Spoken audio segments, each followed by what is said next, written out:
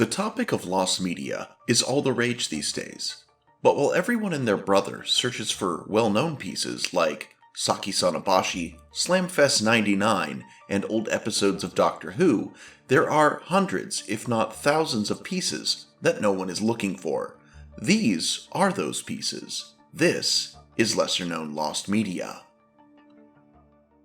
Welcome back to the channel, everybody. It is I, your host, Mr. Sean, and today we've got volume 42 of Lesser Known Lost Media. Got some fun entries for you today. If you're new to the channel, well, you've got 41 episodes to catch up on after this one, lucky you. But the rest of you know how this goes. We start with 4 perfectly normal pieces of lesser known lost media that you just don't hear about all that often. We take a brief ad break, and then we end with a much spicier piece of lesser known lost media, and today's piece is very spicy. Of course, be sure to smash that like button, make a comment, and subscribe if you haven't already, but with that being said, let's get to our first piece. At number 1, we have the Back to the Future Australian Road Safety PSA, a lost PSA featuring Michael J. Fox from 1985. Of course, Back to the Future is a 1985 science fiction comedy film which starred Michael J. Fox as the high school student turned unwitting time traveler Marty McFly. In an early scene, Marty sketches a ride on the back of a Ford Ranger and later a Jeep by holding onto the vehicle's back bumpers while riding a skateboard. While humorous and typically cited as helping to build Marty's character, it caused consternation within the road safety conscious Australia. Hence, when the film was released in the country, it was preceded by a road safety PSA starring Fox, which warned viewers not to copy his character's behavior. So, to set up the events that made this a necessity, in Back to the Future's opening sequence, Marty enters the house of Doc Brown, only to find it unoccupied. After phoning Brown, Marty is shocked and dismayed to learn that the time is precisely 8:25 a.m., already making him late for school. To save time reaching Hill Valley High School, Marty opts to skateboard while sketching onto a 1984 Ford Ranger. When the pickup makes a right turn, Marty then sketches onto a Jeep CJ7 for a while, much to the annoyance of its driver.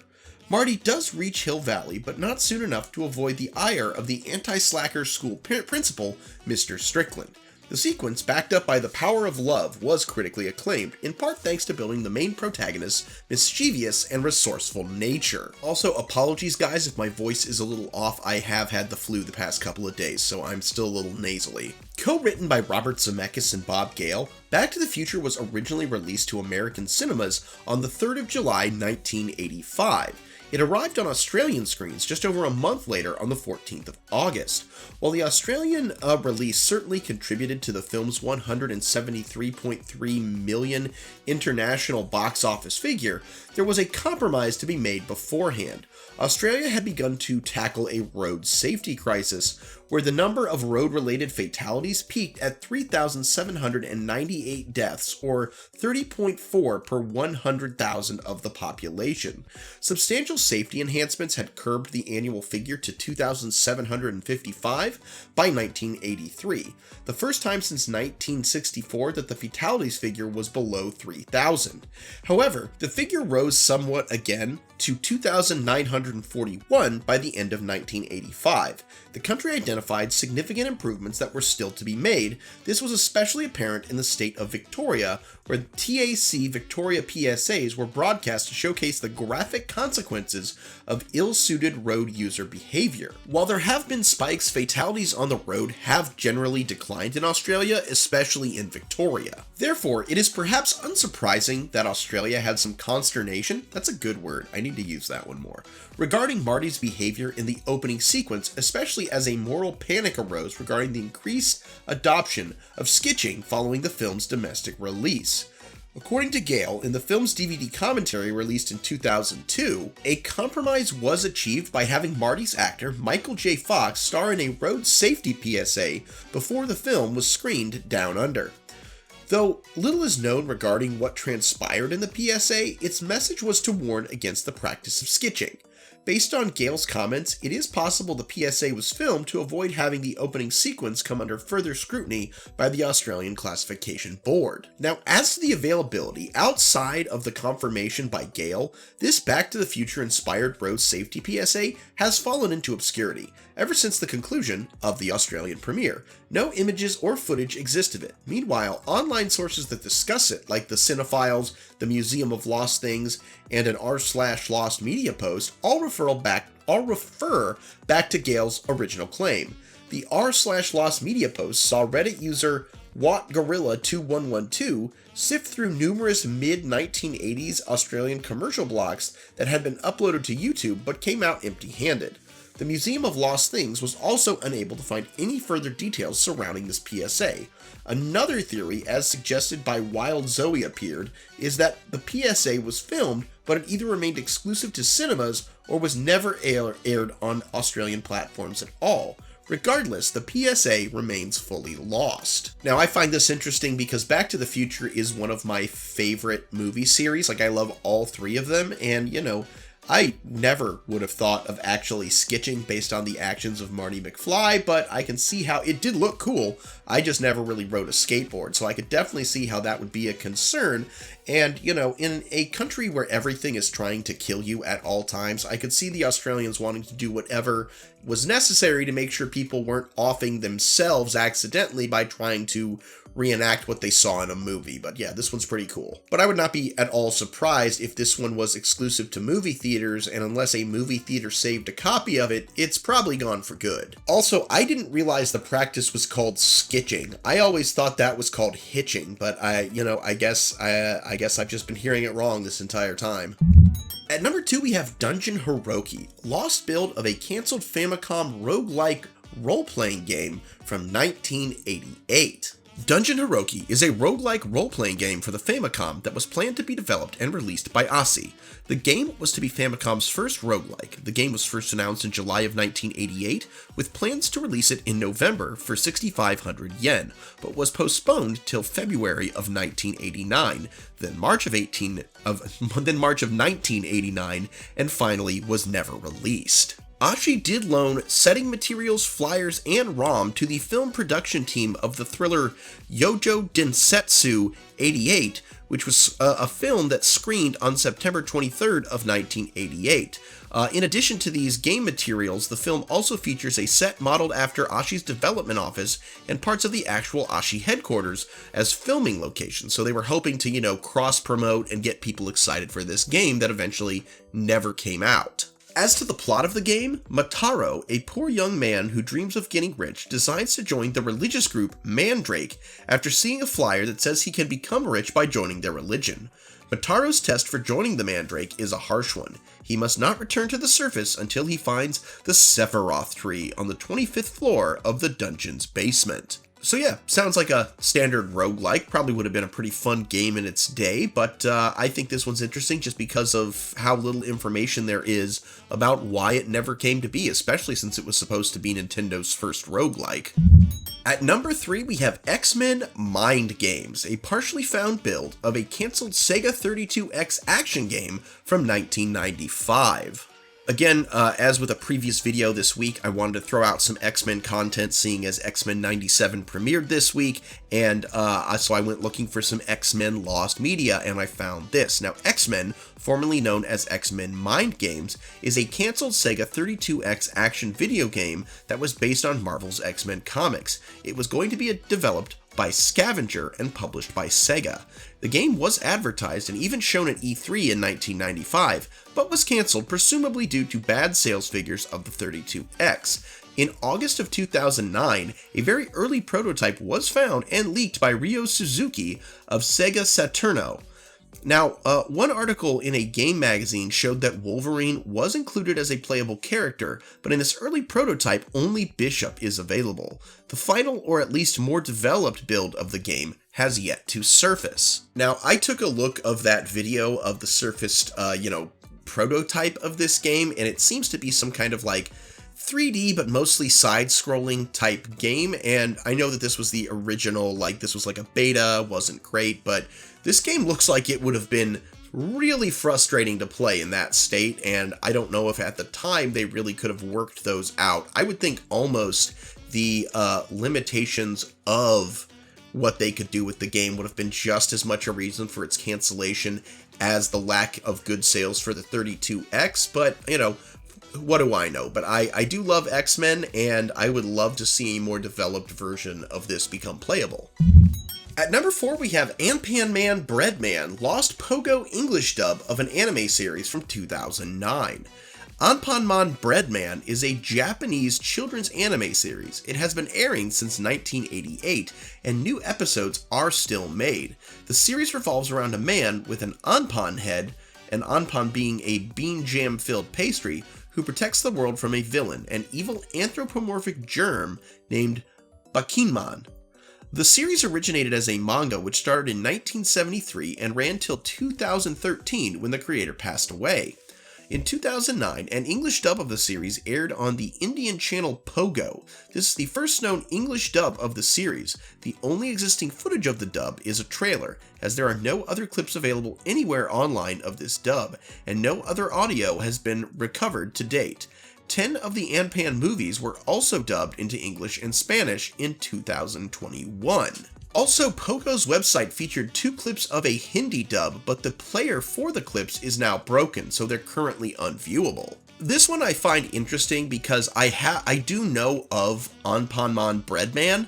I've read about him and all that. I've not actually seen any of his cartoons. I've not read the manga, but I think it's a very interesting character, and it's clearly one that is very popular in Japan, but doesn't seem to be much, if anything, of him in the English-speaking world, which I've always found odd considering, well, to put it bluntly, how much weebs just gobble up any bit of Japanese culture they can, and with Anan Man Breadman being so big, I think it's interesting that the only English dub of the anime series we had was actually on an Indian channel and not, say, like British or American, and the fact that it's also lost just means that there's something that is preventing this series from becoming big in the English-speaking world, and I don't understand it. Alright guys, before we get to that final spicy piece, and trust me, it is a spicy one today, I just want to talk to you a little bit about my business. Of course, you know that I make the YouTube videos. I also make custom miniatures of all kinds. This is sci-fi, fantasy, repainted superhero miniatures, spicy repainted superhero miniatures being my biggest seller. And, you know, those sales are definitely down, but I'm going to keep at it. Some people still seem to really like it. But at the same time, this YouTube channel is growing by leaps and bounds. I mean, we're already well on our way to 800. I definitely think we're going to make the goal of 1,000 subscribers by the end of the year, but I need your help to do that. So if you haven't subscribed already, please do so. Please like, please comment, please do whatever you can to help these videos show up better in the algorithm. And, you know, if you have the ability to as well, please consider joining the Patreon or becoming a channel member, because that does really help, especially with convincing my wife that this isn't all a waste of time if I can actually work towards monetizing this channel. I love making these videos, but, you know, she does often tell me that I spend a lot of time making these, time that we could be spent doing something as a couple, and I gotta admit, she's right. You know, if I can't show results that this is actually working towards actually monetization and being a worthwhile endeavor, she's gonna get fed up with me, guys. So whatever you can do to help, share this video to your friends, subscribe, help us reach channel monetization, or buy a mini or join the Patreon or channel memberships. You know, if this channel is bringing in some money, it's gonna be a lot easier for me to keep making these videos. But anyway, guys, with all that being said, let's get to that final piece of spicy media. Alright guys, today's spicy piece of media is Jiminy Cricket and Tinkerbell, a lost pornographic Disney pencil sketch, existence unconfirmed, late 1950s to early 1960s. So, Jiminy Cricket and Tinkerbell are Disney characters who originally debuted in the Walt Disney Productions Pinocchio in 1940 and Peter Pan in 1953, respectively. Initially, supporting characters, both would become among Disney's biggest mascots alongside Mickey Mouse. However, Some of Disney's top animators, including his 9 old men, supposedly disliked the direction of Tinkerbell's character following Peter Pan's release. In retaliation, an alleged short pencil sketch that depicted Tinkerbell and Jiminy Cricket engaging in sexual intercourse was created without Disney Board's approval or knowledge. Now, a bit of background to this. Jiminy Cricket first appeared in the 1940 Disney film Pinocchio. His character, based on the talking cricket who was killed by Pinocchio in Carlo Collodi's original 1883 book, The Adventures of Pinocchio, gained extended prominence in the Disney film. Particularly, the Blue Fairy gives him the important role of being Pinocchio's conscience, contributing greatly towards the wooden puppet eventually becoming brave, truthful, and unselfish, despite a few near-fatal mishaps along the way. For this, Pinocchio ultimately becomes a real boy, while Jiminy is awarded a gold official conscience badge by the Blue Fairy. His appearance was the work of Ward Kimball, one of the fabled 9 old men that made up the backbone of Disney's animated team. Jiminy was originally voiced by Cliff Edwards, who also sang the original rendition of When You Wish Upon a Star. Interestingly, Jiminy was originally never planned for Pinocchio, only being incorporated into the film 9 months into its production. Some sources, like the Disney classic, believe Cricket's inclusion as a sidekick was vital to the film's success. I honestly agree, I cannot imagine that film without Jiminy. Another of the 9 old men, Mark Davis, was responsible for Tinkerbell. Tinkerbell, a pixie adaptation of the titular fairy in the 1904 J.M. Barrie work, Peter Pan, made her debut in the 1953 Disney film of the same name. Initially jealous of Wendy's affection towards Peter, Tink ends up banished from the Lost Boys' hideout by the latter for ordering the Lost Boys to shoot down a flying Wendy. After inadvertently revealing the hideout's location to Captain Hook, Tink redeems herself by saving Peter from a time bomb. She also passes away from this, but Peter's reassurance regarding her importance to him ultimately revives her. In the original film, she spoke a pixie language only a few individuals like Peter could understand. Though neither were the main protagonists of their respective first films, Jiminy Cricket and Tinkerbell would soon be among Disney's most recognizable mascots alongside Mickey Mouse. Jiminy, for instance, starred in numerous educational series, starting with I'm No Fool in 1955, while also being a major character in later films like Mickey's Christmas Carol. Meanwhile, Tinkerbell has become just as synonymous as Mickey Mouse to Disney, having become a hostess for countless Disney media and also starred in her own set of films beginning in 2008. Mae Whitman has since voiced the character. In one Disney comic, Tink is cursed by the same sleeping spell that plagued Snow White, but is revived thanks to a kiss from Jiminy. Now, as to the alleged pencil sketch, a core aspect surrounding Tinkerbell's character is her overall attractive appearance. Actress Margaret Carey was enlisted to provide a visual reference for the character, which subsequently enabled Davis to establish Tink's hourglass shape. However, according to entertainment writer and Disney historian Jim Hill, the apparent sexiness Tink displayed would come into conflict with Disney's future plans for the character. Specifically, Walt and his executives saw Tink's mascot and branding potential, especially as Disneyland came into existence. However, the board mandated that for future appearances, Tink needed to be more brand-friendly in approach. The changes emerged before the 1950s came to a close, with an example apparently being a set of cartoons used to advertise Peter Pan peanut butter. The 9 old men reportedly despised the bastardization of Tinkerbell's character, declaring it an insult to Davis's original creation. The original animation team retaliated in a secretive manner. Supposedly, a silent and colorless pencil sketch lasting around 10 to 15 seconds was created. It showed Tink in a sexual encounter with fellow Disney mascot Jiminy Cricket. You might say Jiminy was letting his conscience be his guide to find her second star to the right and straight on till moaning. I apologize. The work served 2 key purposes. One, as a final lewd tribute to Davis's now iconic character. Hey, we're all about lewd tributes here on this channel, alright? You should check out some of those minis. And 2, to shock newcomers into the Walt Disney feature animation team. This prank typically occurred in a sweatbox scenario, where a new, presumably anxious animator would suddenly be stunned to see the sketch included in their presented work.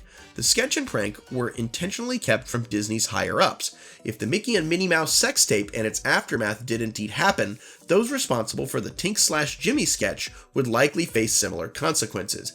it is unknown who conceptualized the sketch. Now, as to the status of this alleged dirty drawing, Hill claims that during interviews with former Walt Disney feature animation personnel, those who remembered seeing it typically began their careers between the late 1950s to the early 1960s. Those who debuted in subsequent decades had heard of the lewd sketch but never witnessed it themselves. There are likely two possible reasons behind this. The first, as believed by Hill, is that the original creator left with the sketch following his departure from Disney. Alternatively, Disney officials finally discovered the sketch and consequently ordered its destruction, a la the Mickey Minnie sex tape. Regardless if the sketch was indeed real, it no longer exists within Disney facilities and is now lost. Hill insisted that several former Disney animators affirmed the sketch's legitimacy. However, he did not list any in his original 10th of April 2003 Y4 post. He also discussed the Popeye and Betty Boop sex tape, which we have mentioned previously on the channel, but where this and the Mickey Minnie tapes were detailed in concrete sources like Walt Disney Hollywood's Dark Prince and the Fleischer story, the same does not apply to the Tink/Jiminy sketch. Most online discourse typically refers back exclusively to Hill's Y4 post. Consequently, it has led some to question the authenticity of Hill's claim, with some alleging that his columns often rely on rumors and otherwise questionable sources. Therefore, the sketch's existence will remain unconfirmed unless a seemingly more reliable source can authenticate it. This may prove especially difficult as the alleged pencil sketch is relatively obscure among the wider lost media community, especially in comparison to other animated sex tapes. However, even a cursory glance on the internet will show you all kinds of Jiminy Cricket x Tinkerbell Rule 434 stuff, so if you're into that, fear not, you can find it. And that's going to be our video today, guys. Thank you so much for sticking with me. If you haven't done so already, please smash that like button, leave a comment, and subscribe if you have not already. And if you also enjoy the idea of lewd tributes to your favorite superheroes, why not check out my eBay or Mercari? There is plenty to be found on there. Or if you have any type of miniature requirement that you would like to commission a custom piece, please reach out to me. My email can be found in the description. I would also like to take this time to shout out to my Ride or Die patron member, J-Dog. J-Dog, a member of the Beta Club, is my longest running and continuous supporter on this channel. And if you would also like to join J-Dog as a supporter of this channel and get your name shouted out in future videos, please check out my Patreon or channel membership options. Until next time, guys, I'm Mr. Sean, this is Chimera Miniatures, and I sincerely hope that whatever fictional characters you ship together, may there be many lewd tributes of them to meet your satisfaction. And also, I wish that you will alpha great day and an even beta tomorrow. Bye-bye!